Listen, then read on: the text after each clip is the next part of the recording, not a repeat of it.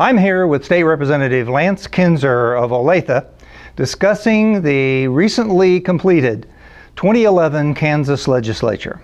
Today we're going to talk about the conclusion of the 2011 legislative session, particularly focusing on some of the larger issues we dealt with, the budget, our focus on economic growth, some of the accomplishments we had this year with respect to the pro-life issue. Then we'll conclude perhaps by talking about some of the issues that maybe don't get as much attention, but that I was particularly involved in during the session and will continue to be working on as we move into 2012. The major issue of this session was passing a balanced budget for 2012. Explain what was done. Our budget struggles in Kansas are not simply a blip created by a down economy, but that in fact we have very significant structural problems with our budget. There are three basic cost drivers within the Kansas budget. One of those is the ongoing issue of how we best and most efficiently finance K-12 education. We have a huge challenge with respect to a massively underfunded public employees pension system, somewhere around $8 billion in the red. And in addition to that, ever escalating Medicaid costs, which certainly create an issue that's difficult for us to deal with at the state level because so much of that is mandated from the federal government. At the end of the day, it was unfortunate in my view that we still passed a budget that grew the state general fund by approximately 6%, and in addition to that spent about $200 million more than available tax revenue based upon the estimates at the time.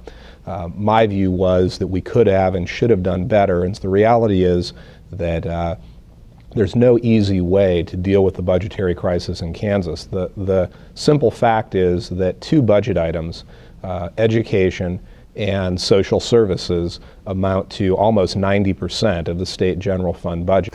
What budget challenges lie ahead for the session next year? I think we're going to be facing a struggle very similar to the one that we faced this past year. And some of what allowed us to be able to spend over our existing tax revenue, the ability to borrow from other funds, we've been told pretty explicitly that opportunity won't be there, that we've essentially gone to the well as many times as we can.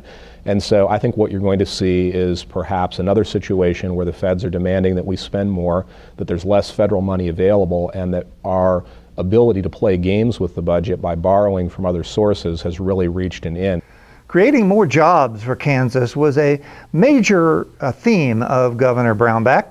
What was done to move that agenda forward? I think the governor was really focused, particularly in this first legislative session, on trying to deal with a host of structural issues with respect to the way that Kansas goes about trying to promote economic growth.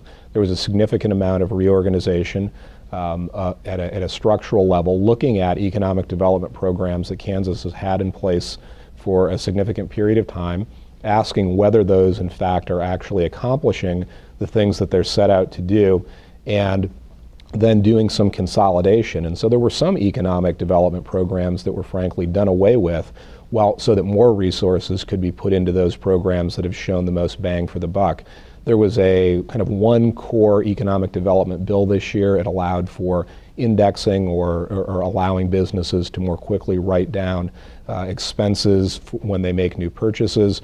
There was within that bill exactly what I was just talking about, getting rid of some economic development programs that weren't working so well, focusing more on programs where we are seeing more success.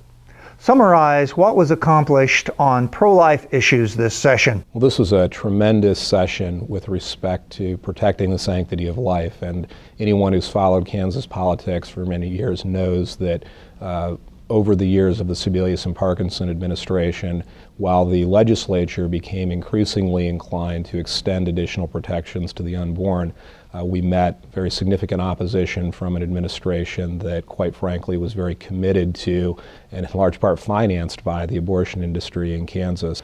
At a practical level, what we have done is made sure, I think with almost absolute certainty, that no one could come to Kansas and use the same loopholes and evasions that allowed Dr. Tiller to set up one of the largest and most aggressive late-term abortion practices in the country right here in Kansas.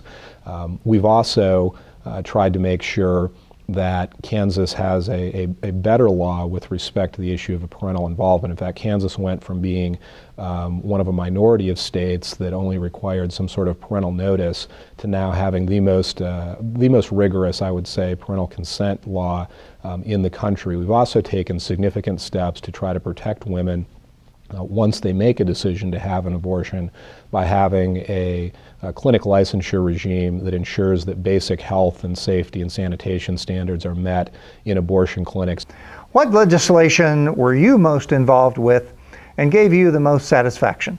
One of the pieces of legislation that was really gratifying to me, although we didn't make it all the way through the process, was the issue of judicial selection, which is something I've been involved in for a number of years. Kansas is the only state in the country that has a system for judicial selection at the appellate court level where the nominees are selected by a panel of that's a majority of which are attorneys selected by other attorneys.